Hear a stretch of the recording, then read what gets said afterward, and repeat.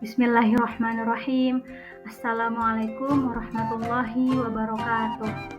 Good morning everyone. Allow me to introduce myself.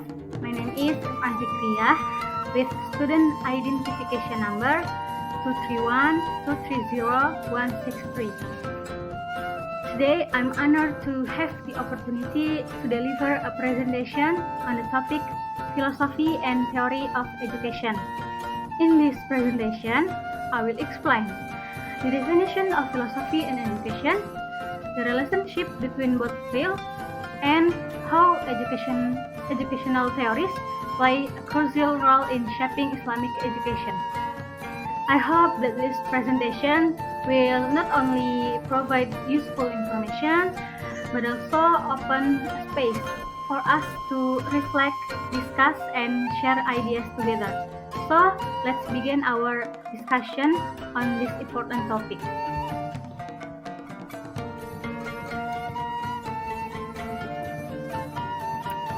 Baiklah, sebelum saya masuk ke inti dari materi ini, izinkan saya menyampaikan sedikit pendahuluan terlebih dahulu sebagai pengantar. Kalau kita bicara tentang pendidikan, sebenarnya kita sedang bicara tentang fondasi utama untuk membangun sebuah peradaban. Fungsi pendidikan bukan hanya untuk memindahkan ilmu dari guru ke murid, tetapi juga untuk membentuk karakter, mengembangkan potensi diri, dan menanamkan nilai-nilai luhur. Nah, biar semua itu punya arah yang jelas, filsafat pendidikan hadir sebagai kompas. Filsafat ini membantu nunjukin tujuan, metode, sampai isi dari pendidikan agar tidak kehilangan makna. Kenapa penting? Karena filsafat mengajak kita berpikir tentang hakikat manusia, tujuan hidup, dan cara pendidikan agar bisa membantu mencapainya. Dari situ lahirlah teori-teori pendidikan seperti behavioristik, humanistik, konstruktivisme, kognitif, sampai sibernetik. Semua teori ini punya pendekatan berbeda, tapi intinya tetap berangkat dari pemikiran filosofis yang sama. Di Indonesia sendiri, tantangan pendidikan semakin kompleks, mulai dari kesenjangan kualitas, digitalisasi, sampai tuntutan global. Nah, pendekatan filosofis bisa jadi kunci untuk menemukan solusi yang bukan hanya instan, tapi juga mendasar dan berkelanjutan.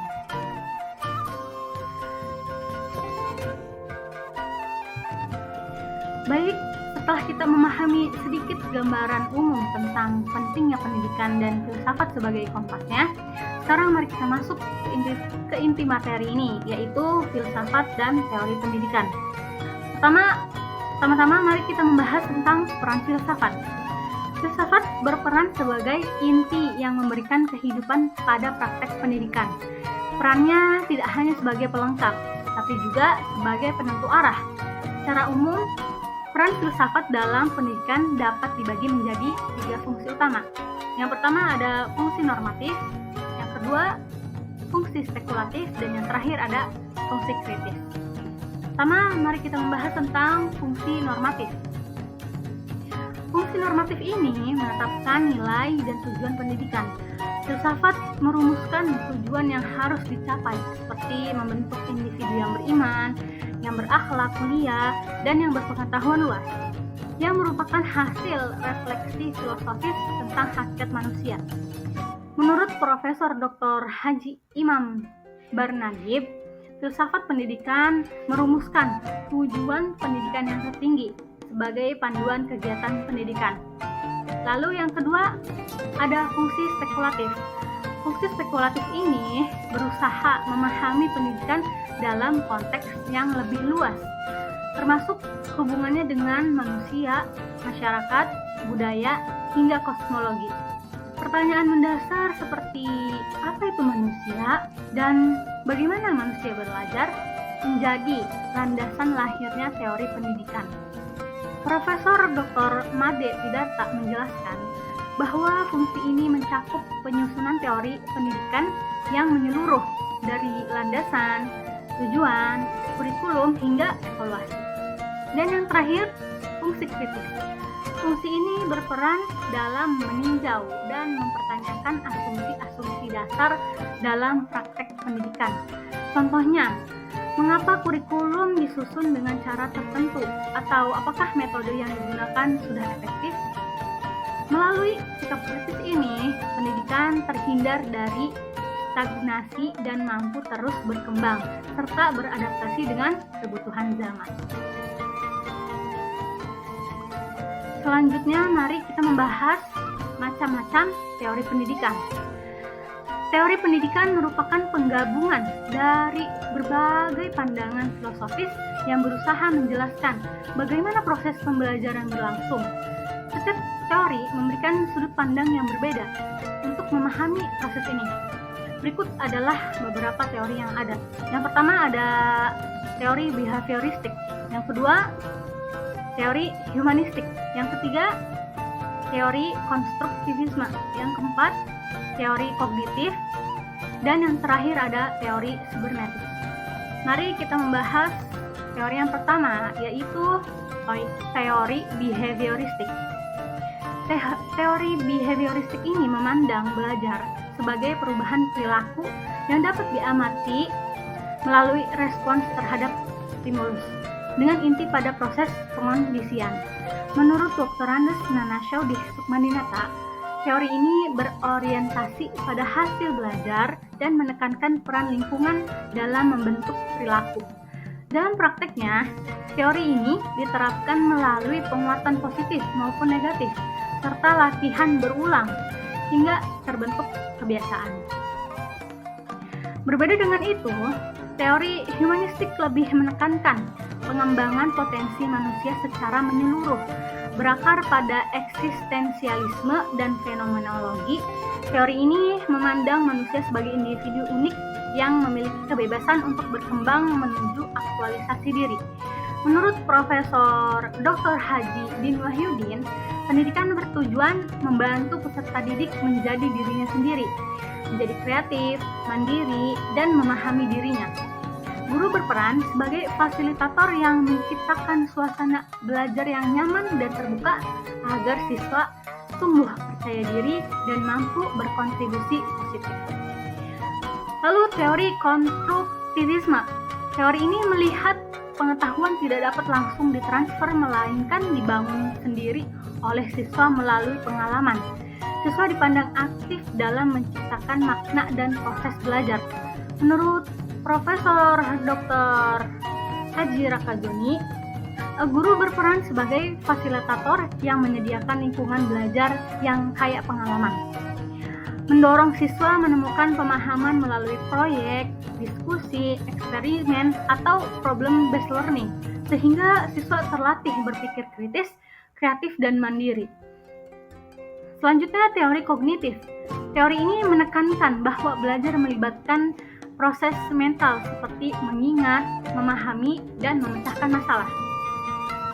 Dr. Winkel menjelaskan bahwa teori ini berfokus pada bagaimana informasi diproses, diorganisasi, dan disimpan dalam pikiran. Dalam prakteknya, teori ini menekankan pemahaman konsep, melatih strategi belajar, dan kemampuan problem solving melalui peta konsep, diskusi, studi kasus, atau pembelajaran kontekstual, sehingga siswa terlatih berpikir kritis dan mampu mengaplikasikan pengetahuan. Sementara itu, teori sibernetik memandang pembelajaran sebagai proses pengolahan informasi mirip sistem komputer dengan inti pada umpan balik, yakni feedback. Sebagaimana dijelaskan Profesor Dr. Suparno, setiap yang diterima diproses, menghasilkan respons, dan mempengaruhi pembelajaran berikutnya. Teori ini sangat relevan di era digital karena guru dapat memanfaatkan teknologi dan media berbasis komputer untuk membantu siswa mengolah informasi secara efektif. Dengan adanya umpan balik cepat, siswa dapat memperbaiki kesalahan, memperdalam pemahaman, dan meningkatkan keterampilan belajar, menjadikan teori sibernetik sesuai dengan kebutuhan pendidikan modern.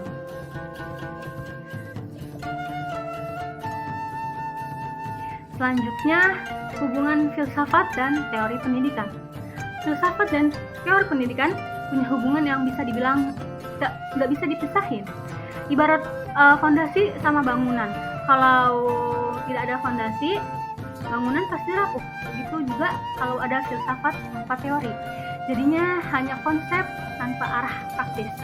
Nah, filsafat hadir sebagai dasar konseptual yang memberi gambaran besar tentang tujuan, hakikat manusia, dan arah pendidikan. Sementara teori pendidikan jadi aplikasi nyatanya.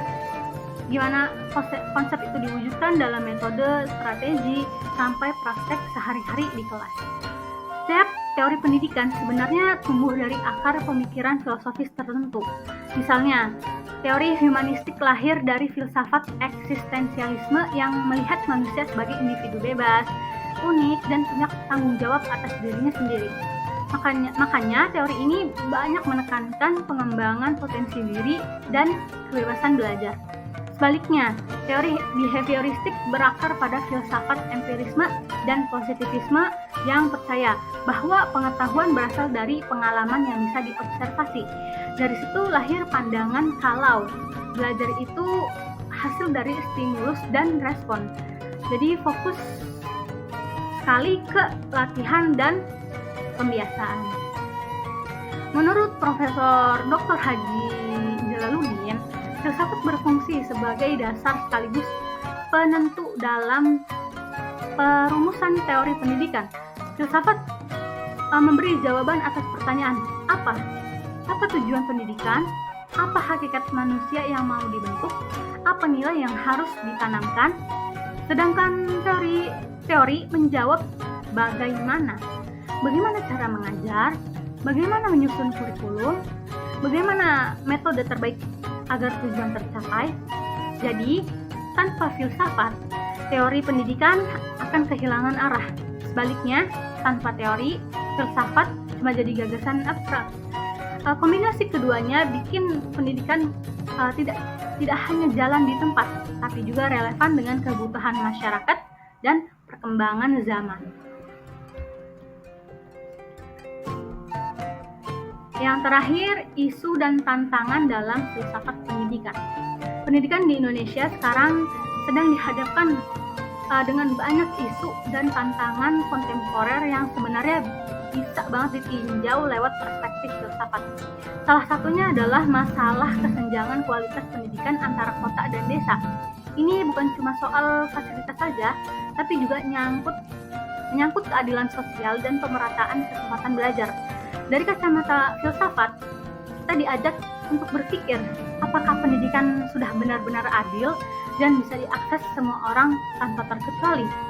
Tantangan berikutnya adalah percepatan digitalisasi pendidikan. Teknologi sudah masuk ke hampir semua lini, termasuk sekolah. Pertanyaannya, di era digital ini, apa masih sama arti seorang guru? Apakah guru cuma jadi penyampai informasi atau lebih ke fasilitator yang bantu murid belajar secara mandiri? Begitu juga dengan belajar. Apakah sekadar menerima materi atau membangun kemampuan kritis dan kreatif lewat dunia digital?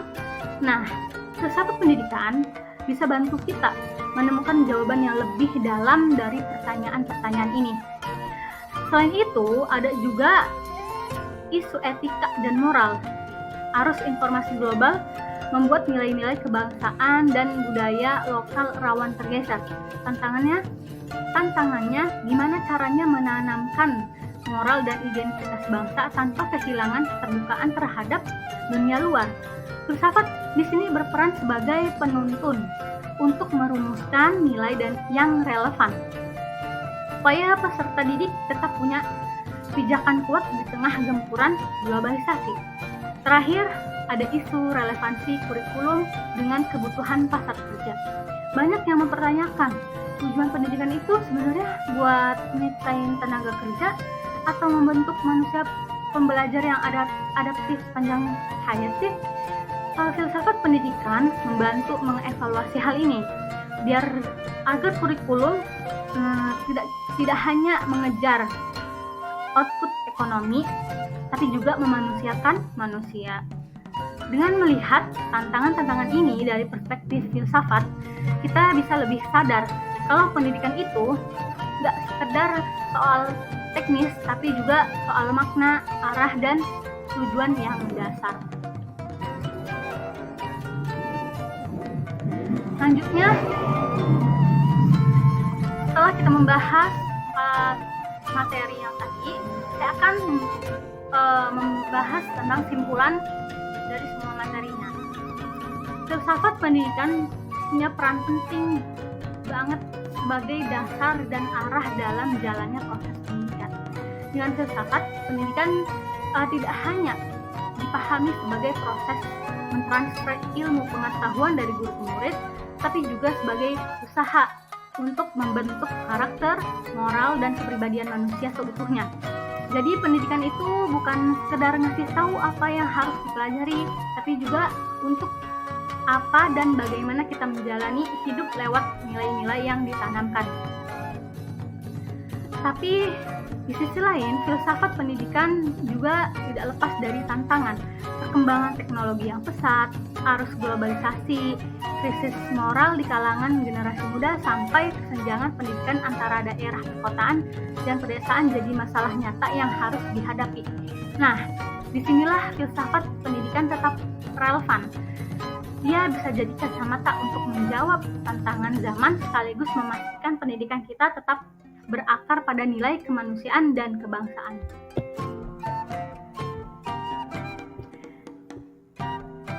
Selanjutnya, saran.